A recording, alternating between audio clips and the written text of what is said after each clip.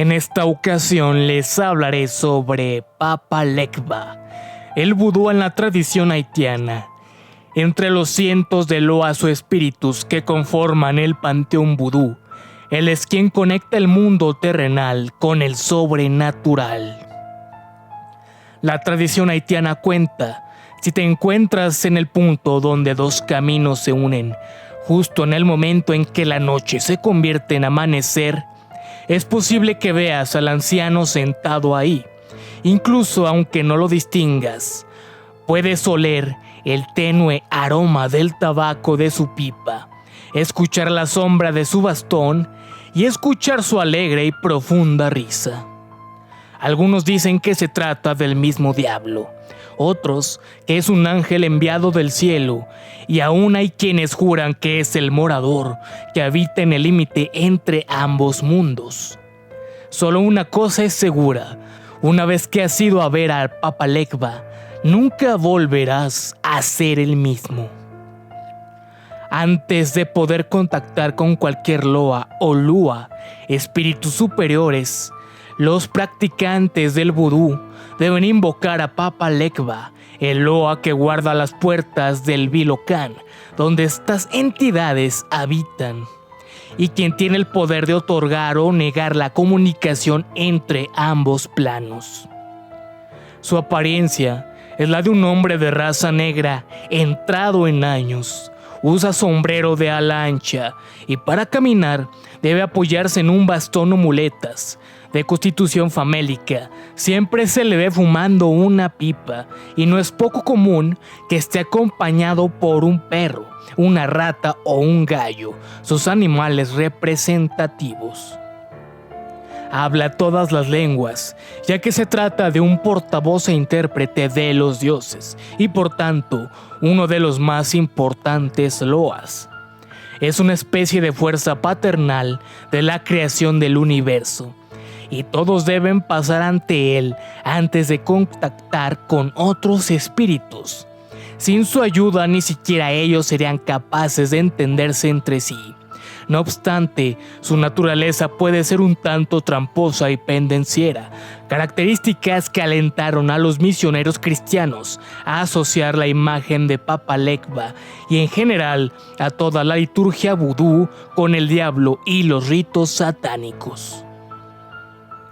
Para gran parte de Occidente, hablar de vudú es referirse a prácticas oscuras, magia negra, adoración de demonios, zombies y la capacidad de manipular o hacer daño a otros por medio de hechizos.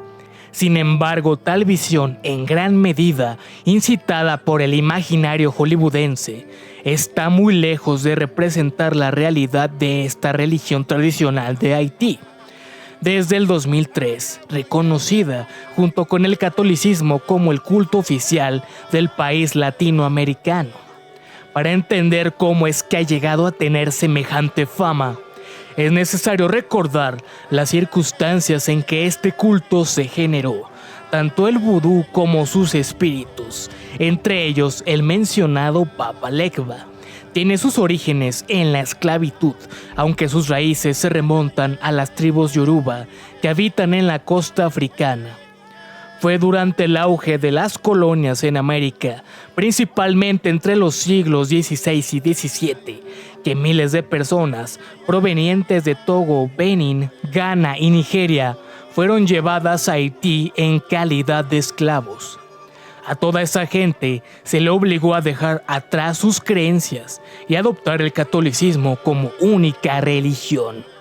No obstante, a diferencia de lo ocurrido en otras religiones, en Haití, los esclavos consiguieron disfrazar su fe y sus deidades y las mezclaron con el catolicismo, dando lugar a un sincretismo religioso compuesto de credos africanos diversos e ideas cristianas, es decir, el actual vudú haitiano. Pese a los intentos de los europeos por erradicar su práctica, el vudú consiguió mantenerse y prosperar hasta convertirse en parte importante de la identidad haitiana, que unía las raíces africanas de su población con la nueva religión que habían adoptado.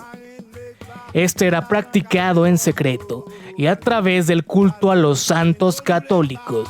Los seguidores del vudú adoraban a sus espíritus.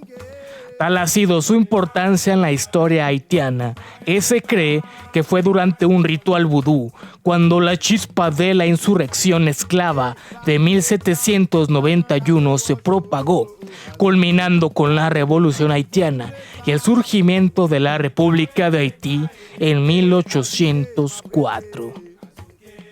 Más de 100.000 esclavos lucharon por abolir la esclavitud y deshacerse del poderío francés. Aunado a la llegada de la primera nación gobernada por esclavos liberados, el secretismo y desconocimiento por parte de Occidente de los rituales del vudú lo dotó de atributos mágicos y diabólicos. Al mismo tiempo fue visto como una amenaza para las demás colonias esclavistas, un cáncer que no debía llegar a otras religiones.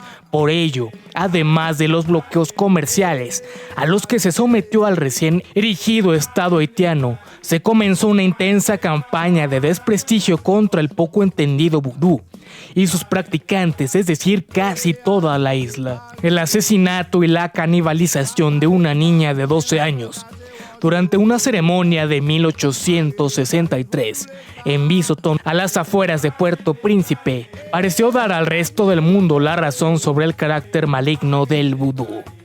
Según el británico Sir Spencer St. John, quien fuera cónsul de Haití y que en 1884 publicara el libro Haití o la República Negra, los propios tíos de la niña, uno de ellos una sacerdotisa vudú, la habían sacrificado con la esperanza de ganar el favor de los dioses.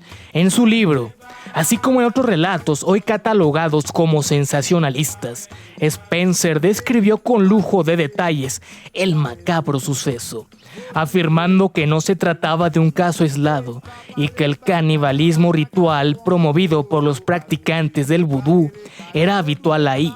Este hecho fungió como pieza clave a la hora de perpetuar la imagen sanguinaria y primitiva que aún hoy en día muchos tienen de estas creencias.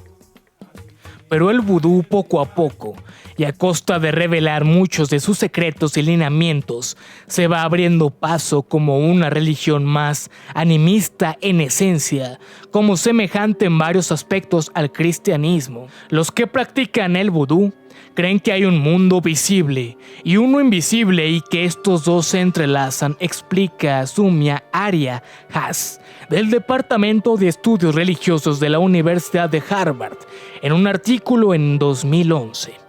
La muerte es una transición hacia un mundo invisible, por lo que nuestros predecesores están todavía con nosotros en espíritu, vigilan y nos inspiran.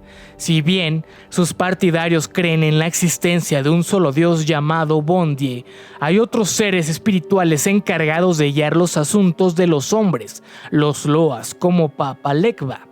A estos se le ha equiparado con los ángeles y los santos de la religión católica, y al igual que ellos, tienen cierta injerencia en algunos aspectos de la vida de los mortales y sobre las fuerzas del universo. Por ello, los creyentes que se consideran servidores de estos espíritus buscan sus favores mediante la realización de rituales y ofrendas. Un ejemplo de ello es Legba, que por ser el guardián de los cruces de caminos y permitir la conexión entre el plano espiritual y el terrenal, se le ha asociado con San Pedro, quien según el cristianismo resguarda las puertas del cielo. Legba tiene además la facultad de aportar los obstáculos del camino de las personas, y al igual que el Prometeo griego, enseñó a los hombres a interpretar los misterios del mundo sobrenatural. Quizá una de las características que más llaman la atención del vudú sean las posesiones. Se cree que los loas tienen la capacidad de entrar en el cuerpo de sus fieles, y así es como se comunican con ellos. Cada loa tiene un comportamiento y exigencias diferentes que deben ser cumplidas para conseguir lo que se quiere. Algunos son exigentes como Khalfu o Erzulie y piden el sacrificio de animales, comúnmente cerdos o toros, y grandes fiestas en su honor. En tanto que otros no piden gran cosa como Papa Legba, quien se contentan con una taza de café y una pipa de bambú. Así, el vudú y sus loas pueden ser sencillos y benevolentes o sumamente rigurosos, casi malignos, una representación de la realidad. La información de este video fue extraída del libro Mitos y Leyendas en la revista Muy Interesante, volumen 1.